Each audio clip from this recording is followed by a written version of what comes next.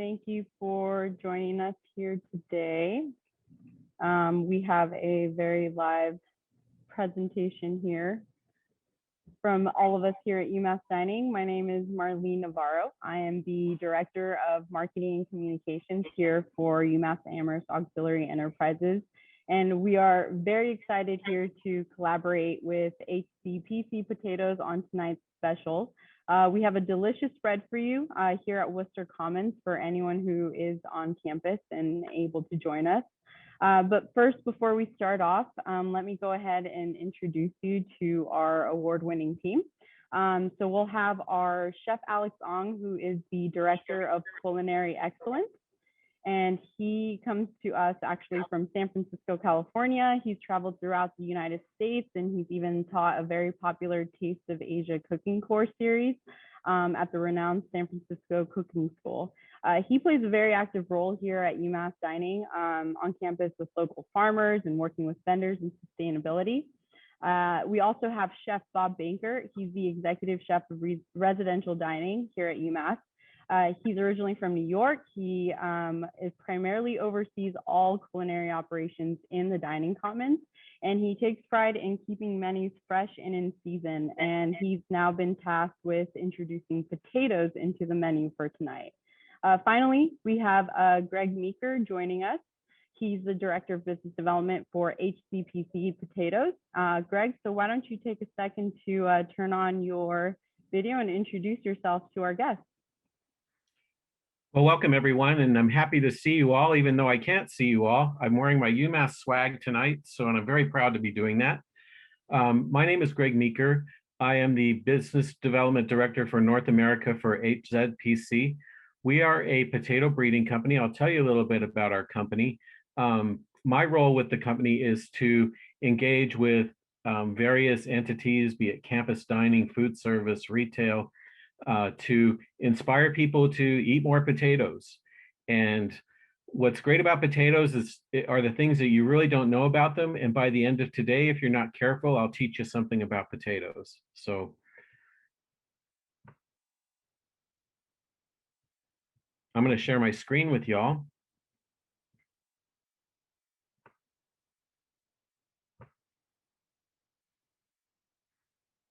So this will be one of two potato events that we'll be doing with UMass. Again, I'd like to tell you a little bit about HZPC, our company.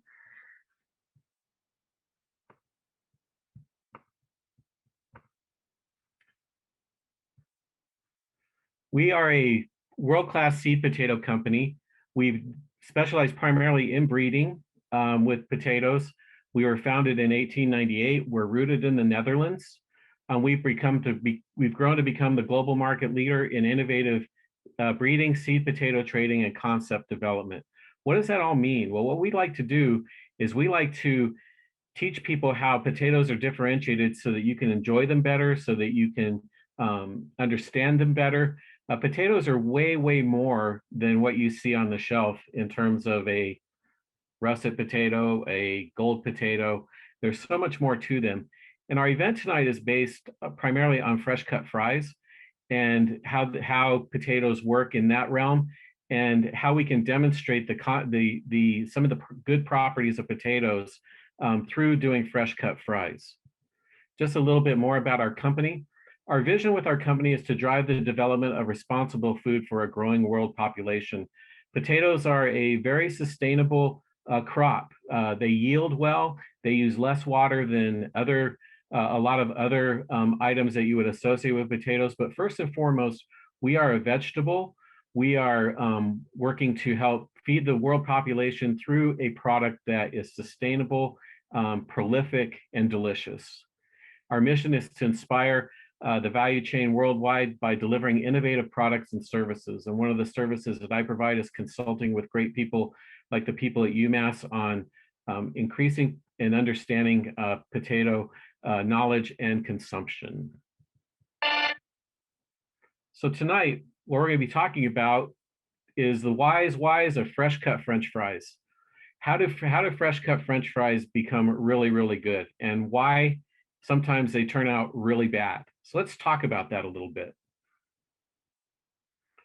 The objective tonight is through fresh cut fry preparation, You'll achieve a deeper understanding of potatoes and their unique differences and traits. The goal tonight is to show positive changes in student knowledge, attitudes, and behaviors towards potatoes. I'm hoping that by the end of the night, you will have a better understanding, a much better disposition, and positive behavior towards potatoes. So why focus on fresh cut fries? Well, the most popular way we eat potatoes in the United States are in fact French fries. This is based on information done by research through Produce for Better Health. The top 3 ways that we eat potatoes in the United States, of course, are French fries, mashed potatoes, and baked potatoes. But French fries are number 1. People go to them, people really like them, and they're delicious, and they're easy, they're accessible, they're easy to eat. So that's why. When it comes to fresh cut French fries, though, burnt and raw is really bad. And limp and soggy is worse. And what you're seeing here in the first 2 examples are using the wrong variety and probably cooking them the wrong way. And after all, who doesn't like a really great French fry, crispy on the outside, fluffy, creamy on the inside? But why do fresh cut French fries look like this on the left and not like this on the right? Well, there's a number of reasons, and here's where we're going to take a little bit of a dive into general potato knowledge and why this occurs. The main thing is that not all potatoes are the same. When you go to the market, when people start talking about potatoes, they'll talk about them in terms of, oh, it's a brown skin potato or a russet or an Idaho. They'll say that the gold potato is a Yukon Gold. A red potato is a red bliss or a new red potato. Well, there's really nothing wrong with that, but there's way more to it than that. Potatoes have excellent cooking and intrinsic properties like shape, skin color, the flesh color, the taste, the texture, and the method. And these are all impacted by the varieties. Some of the varieties you see there are various yellows. The long yellow one is an Annabelle, a very firm flesh potato. The white is a Sifra. And what I'm trying to demonstrate here is that there are a number of different things about potatoes that go beyond just the color of their skin. Of course, not all potatoes are the same. Potato sensory properties are impacted by the variety. Things we can see in potatoes are variation in skin colors, variation in flesh colors, and variation in shapes. These are the things that people primarily base their knowledge or their selection of potatoes. But did you know that there's all kinds of other things that we can experience with potatoes? Different potatoes have different aromas. You'll find potatoes have a very fresh aroma, or a very what we call a grassy or field aroma, or a very some of them even have an aroma that has hints of maple syrup or other types of foods or corn. What we can feel when we eat them, these are things that people don't necessarily experience, but they probably should. When you eat different potatoes, you'll taste different variations in textures. You'll see things that it's a little bit smoother when you eat it, or it has a little bit more crumbly feel or a little bit more dry feel. And the variation in mouthfeel, is it creamy? Is it buttery? Is it light? These are things we can really feel about potatoes when we eat them. And then, of course, there's things that we can taste. Every potato tastes different. Every variety tastes a little bit different. There's lots of variations in flavor. Our flavor range, as we judge potatoes, go from buttercorn or fresh taste. And then there's variations in aftertaste. We have a variety called Carmenel. It has a nice sweet finish to it, even though it doesn't have a whole lot more intrinsic sugars to it. What I'm trying to explain here is that you can see a lot about potatoes, but the properties impacted by the variety are also aroma, how it feels when you eat it, and how it tastes. Not all the potatoes are the same in terms of how you can cook them. Again, what we can see in potatoes are variation in skin color, flesh color, and shapes. Again, these are the basic ways that we look at potatoes. We can sense variation in aromas, variation in taste, and variation in textures.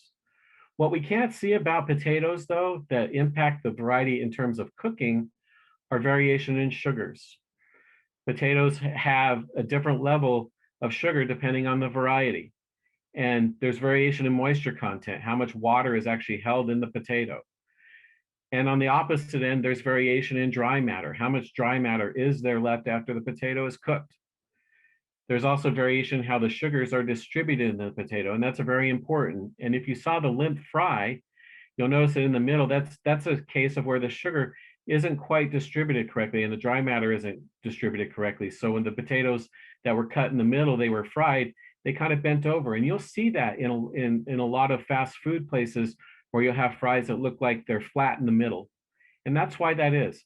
And then also if we want to get a little more scientific, we can't see or sense a potato being prone to enzymatic discoloration.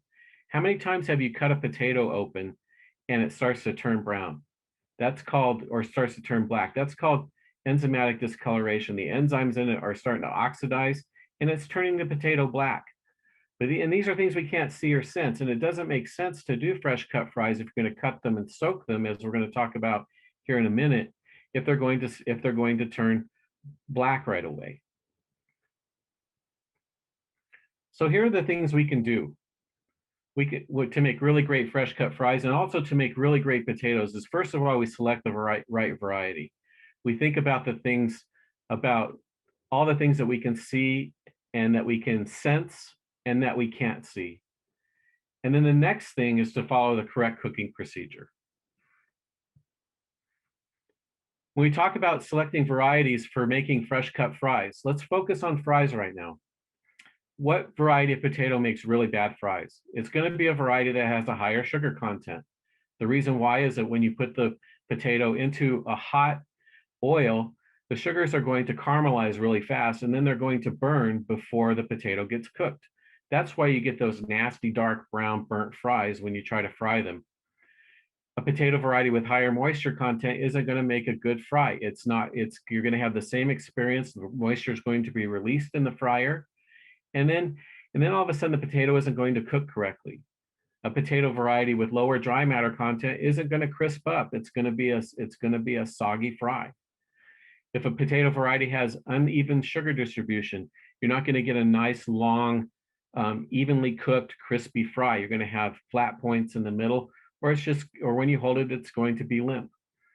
And then also a potato variety with softer cooking type traits. Potatoes in terms of texture are firm or medium firm, or they become a little bit softer. Softer potatoes are great for mashing, but they're not good for frying. On the opposite end, what variety of potato makes really good fries? A potato variety with a lower sugar content. Something that's not going to have sugar that's going to burn in the fryer before the potato gets cooked. A potato with a lower moisture content. Potato that doesn't have as much water in it. A potato with a higher dry matter content on the opposite end that's got a lot more dry matter in it that's going to help it have that nice crispy outside and a nice fluffy and creamy interior. A potato variety with even sugar distribution. A potato that's got sugars that are distributed evenly from the skin to the middle of the potato, or as we call it, from cortex to pith.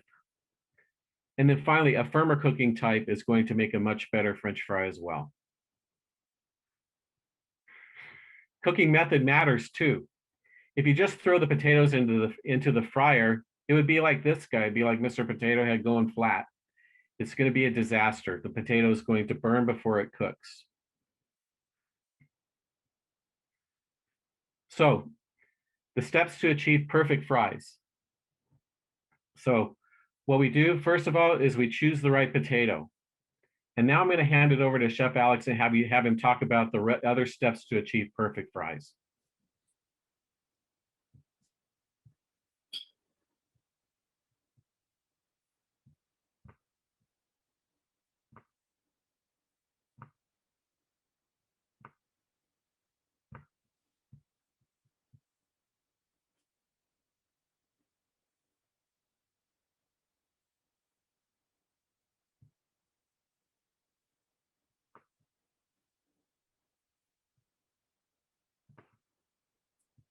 Hello, everybody. I'm Alex. This is Chef Bob Bankert here, and Chef Caleb Pan. Chef's going to show us a different dish tonight, mussels and frites. and Caleb here is going to do a classic jumping, which is a Chinese crepe. We modify it by adding fries to it. It's a great combination, be fun. But first, let's go ahead and talk about potatoes. Right? We heard what Greg did talk about, choosing the right fries, the right potatoes for fries, and so on and so forth. So he did mention limp potatoes as a big no-no, right? So choosing the right fries. This is the Annabelle's right here. And Annabelle's is not a good potato for frying because there's a high sugar content, right? And essentially when you fry it, it looks like this kind of burnt and not that good looking, right? And it doesn't taste good too. This is a great potato for boiling, for roasting, right? Great potato salad, German potato salad for that matter, right? So this fries right here was not blanched, okay? How do we make a good potatoes? Is essentially when we cut them evenly, right? And we soak them in water for at least a few hours, right? And up to overnight. And I like to make sure you soak it. We want to get rid of all that starch and sugar that's on there, right? And drain them really, really well. Okay, once you drain them, let's come on over here. Okay, we're gonna blanch them first in oil. What type of oil do we use? Right, pick the right oil. A very clean oil in the sense like canola, peanut oil is the best way to do it. And we're gonna blanch this at 300 degrees, right? So essentially, we'll take this and make sure that when you fry anything, make sure that you drain it and dry it really, really well, okay? Because hot oil and water, that's fun, make for a very exciting evening at home, or if you're in a restaurant, right? So it's a fire hazard and a safety issue. So make sure you dry it really, really well. 300 degrees. We're gonna blanch it for about 4 to 5 minutes, right? Depends on the size of the cut. And so when you're dropping things in oil, obviously if you have a commercial fryer like this right here, right? You have a basket, you put it in, you can drop it in. But if you are doing it at home, right? Be very careful, right? And when you drop something in, drop it away from you, okay? So it doesn't splash on you. And there's nothing worse than don't just throw the potatoes in there like a basketball, right? And we just drop it in about 5 minutes or so, right? And make sure and then you drain it really well, let it cool down completely, right? So this might be a little bit hot here. So I'm gonna turn the fire down a little bit. So this is what it should look like after it comes out from the fryer that's been blanched, right? It's kind of pale in color and yet a little bit limpy. That's okay. The next step is to take this, drop in oil in another pan of oil, 350 degrees. Don't crowd the baskets, okay? Leave a lot of room for the potatoes to swim in, for lack of a better term. This is almost like having a hot tub for 10 people, and then you got 20 of your friends sitting in there. It's no fun, right? So you want to make sure they have plenty of room to fry. So while that is frying, we want to get a golden, crispy texture, and crispiness, right, is key. Stainless steel bowl to mix everything in. And you can season it with just kosher salt. But tonight, we are doing a combination of kosher salt with a little bit of chili flakes on there, 5-spice powder, and Szechuan peppercorn. So as soon as the salt, the seasoning here hits all the hot fries, the oils from the spices we're gonna release and give it that beautiful, beautiful flavor. So right now we're gonna have Chef Caleb start making the crepes, right? Chumping. So Chef Bob, you wanna take over and explain?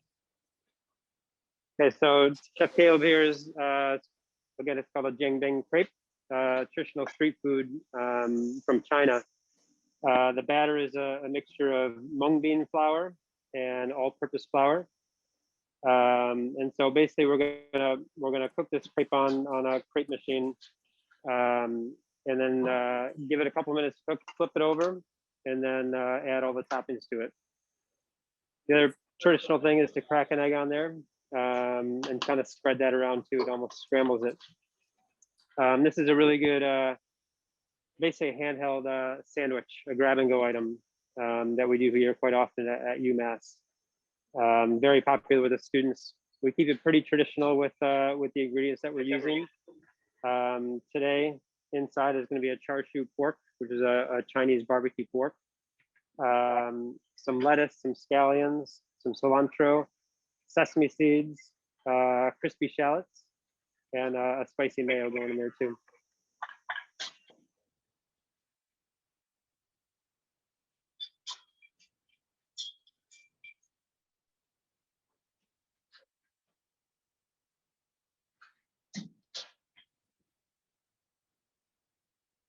Nice drizzle of the spicy mayo. Chef Alex is finishing up the fries here in a minute, and then we're going to assemble this.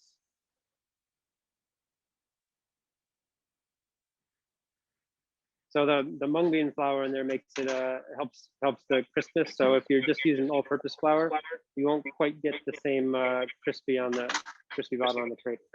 The mung bean flour is kind of key to get a nice crispy crepe. Charshu pork.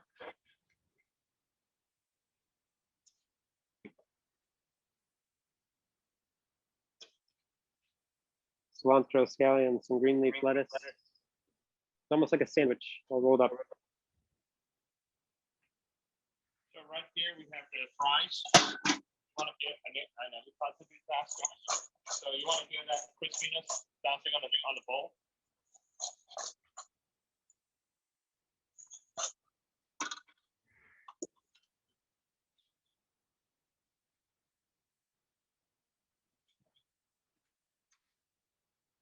Beautiful.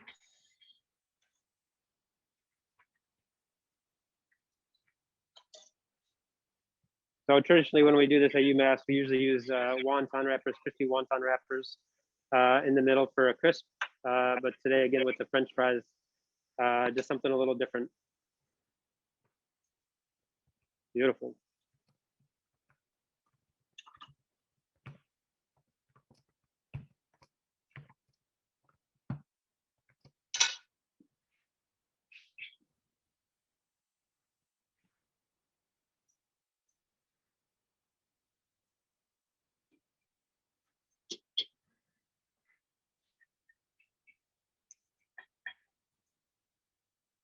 All right, and then the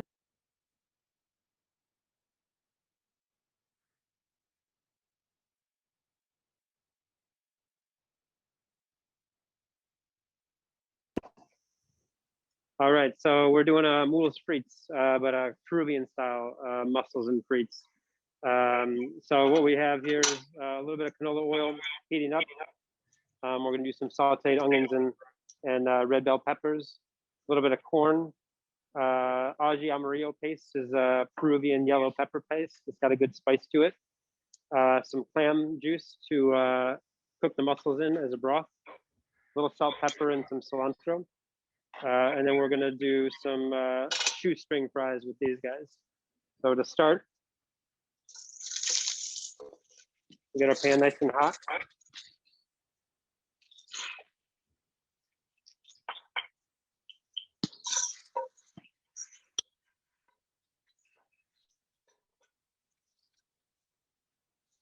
We're going to season these a little bit.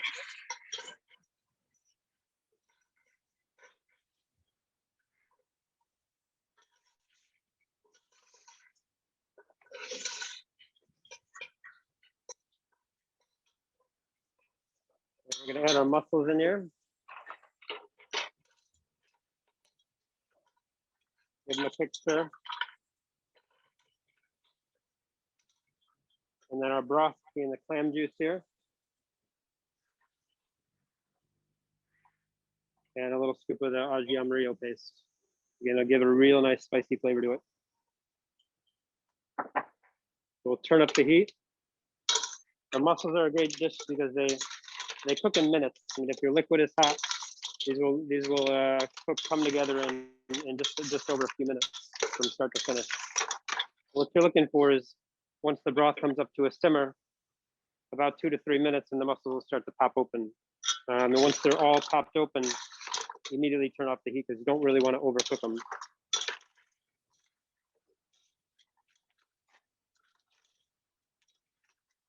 So for the frites part of it, Chef Alex is doing the shoestring fries. We're going to season these with a little bit of garlic powder, chili powder, some cotija cheese, and cilantro here, and some salt as well.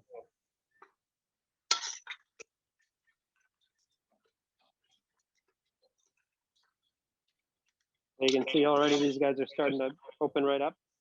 So we want to, very important that we want to wait until they're all opened up.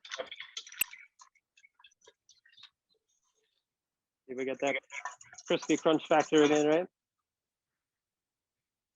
A little bit of salt, chili powder, garlic powder, put the cheese right in there, and a little bit of cilantro as well.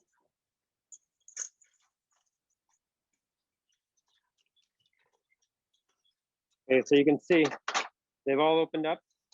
So you got a nice broth. When they open up, all that good liquor from the mussel goes in and flavors the broth.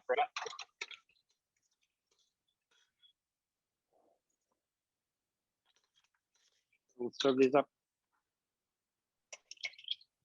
Greg, how jealous are you that you're not on campus to try this in person?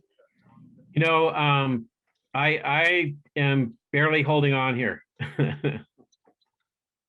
And Chef Bob got will so have many others. do you mind telling us about a few of the other dishes that are beef? Yeah, we're doing a play on a poutine, which is barbecued pulled pork, some local cheese curds from a farm up the road. We also have a chicken gyro cooked in our tandoor oven. So we're doing, again, the hand-cut fries right inside the gyro there. Another very interesting dish on our street food area is a Szechuan stir-fried potato. So they're basically a really thin julienne cut potato, and then a real quick stir fry with some Szechuan peppercorn, some jalapenos, and some other good spices. Okay, so we're gonna put these right on top. Mussels frites, Peruvian style. That doesn't look terrible at all, Bob. Thank you, Greg. That looks That great. looks amazing. Perfect. And then Greg, I think we'll send it back over to you. Absolutely.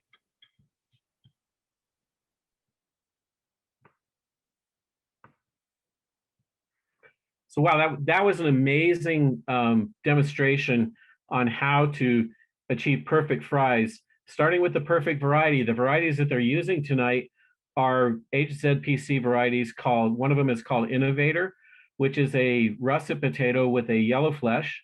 It is primarily a frying potato. And they're also using Ricky russets tonight, which is a little bit smaller russet with again, with a yellow flesh, but it has a lot firmer texture. So it's great for baking. So when we start talking about selecting the right potato for the right application, you've seen that demonstrated tonight with fresh cut fries. But what's great about potatoes is they can be cooked in a lot of different ways and be used in an amazing number of different dishes. I've got to say that those two are very amazing applications for not only just for potatoes, but also for French fries. So let's summarize what we've talked about here tonight.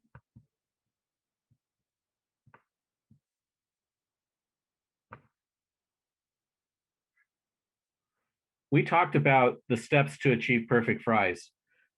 I put forth that you choose the right potato.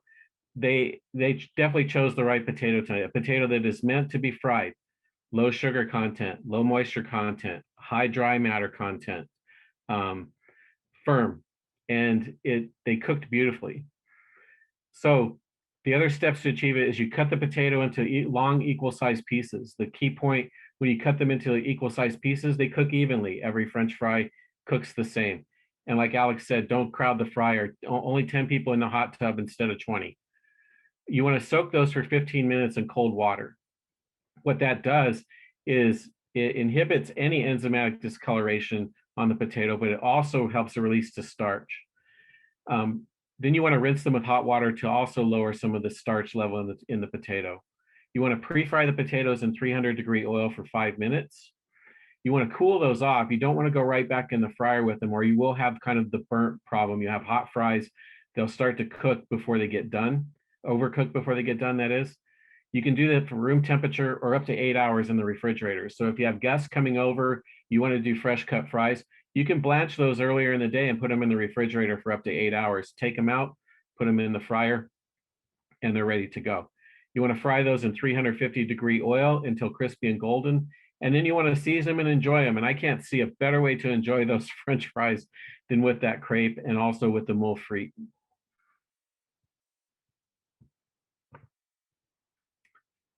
So I'd like to wrap up my discussion with you tonight about potatoes by saying, first of all, fresh cut fries can tell us a lot about potatoes. French fries being the #1 way that you Americans consume potatoes can give us a real glimpse into what potatoes are about. Even though they're simple, even though they seem simple, they can tell us a lot about potatoes. The things that they can tell us are, first of all, that every variety is different in sensory and composition. Sensory being aroma, flavor, and texture. And then in composition, meaning dry matter, sugars, moisture content, and overall texture. Not every potato can be fried successfully. Chef Alex and his team definitely demonstrated that today using a variety called Annabelle, which is a very firm potato, not really meant for frying. Has moisture, it has sugars, and it's not a frying potato. Choosing the right variety is essential. You must select the right variety for the cooking method. You need to use the right method, following the protocol or the procedure for making fresh cut fries. But the last thing I want to say that fresh cut fries tell us about is that potatoes are really fun and interesting to eat. It's not just about French fries, it's how you can apply them.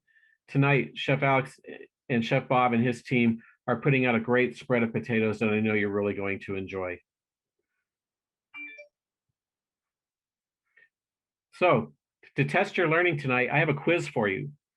And it's an opportunity to shamelessly win prizes for demonstrating your newfound potato knowledge. So the quiz will be administered by Marlene. Everyone who gets 100% on the quiz will be in a drawing to win gift cards provided by HZPC and also some really cool UMass swag. Nothing cooler than what I have on the UMass hockey, but definitely some cool stuff. The questions are true or false. Any potato can be cooked successfully as fresh cut fries. Number 2, all you have to do is cook good fresh cut. To cook good fresh cut fries is just cut them into pieces, throw them in the fryer until they're done. Number 3, every potato variety is unique and different in taste, texture, and best cooking method. The last 2 questions I'm asking you are just about how you feel about the event tonight, what you learned, and how effective we are.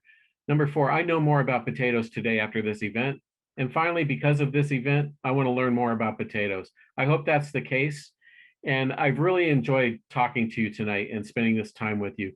We enjoy our partnership with UMass. Best wishes to all of you, the students, and enjoy the potatoes tonight.